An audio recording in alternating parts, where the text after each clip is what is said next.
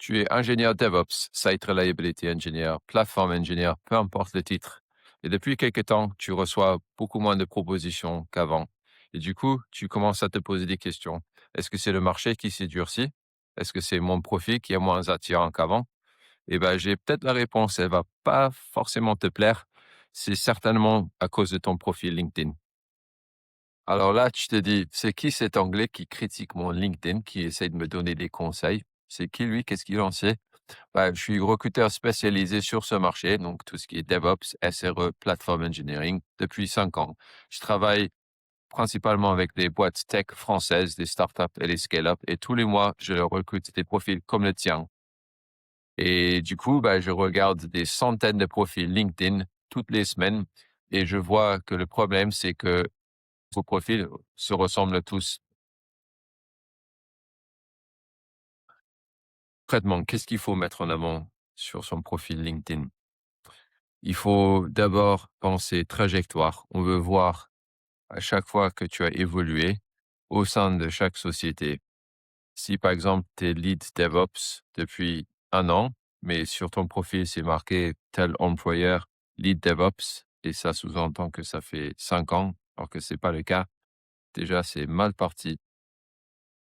Également, donc, il faut que tu mettes les projets. Si, par exemple, il y a une migration, mise en place de tel ou tel outil, GitOps, quoi que ce soit, ton implication dans le projet, on veut voir le poids que tu as eu, si tu as été force de proposition, si tu as dû arbitrer entre différents outils, méthodes, hem, si tu fais partie d'une équipe de 4 personnes, si tu es solo, tous ces points sont hyper importants. Est-ce qu'on a vraiment besoin de toutes ces infos ou c'est un peu exagéré?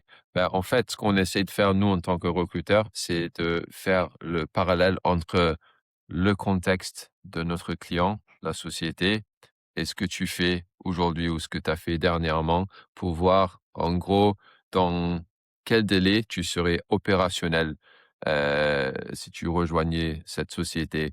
Et la plupart des CTO, Head of Engineering ou quoi, qui recherchent un SRE, une SRE, DevOps Engineer, Platform Engineer, ben, le ramp-up qu'ils souhaitent, c'est le plus rapide possible, parce que ça réduit le risque, ça soulage l'équipe existante, et du coup, de leur point de vue, c'est un bon investissement. Donc si c'est entre toi heu, qui, paraît, être opérationnel rapidement parce que tu maîtrises la tech stack.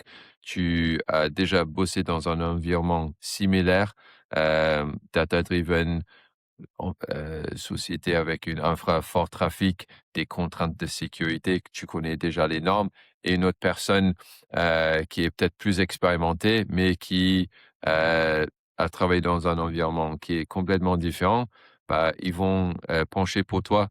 Mais si c'est pas évident sur ton LinkedIn et ou sur ton CV, ils font pas forcément le rapprochement, et voilà, c'est là où tu passes à côté d'une belle opportunité potentiellement. Voilà, j'espère que ces conseils te seront utiles. Si tu as besoin de plus d'infos, n'hésite pas à me contacter, directement. Il y a un lien dans la description. Tu peux me contacter sur LinkedIn.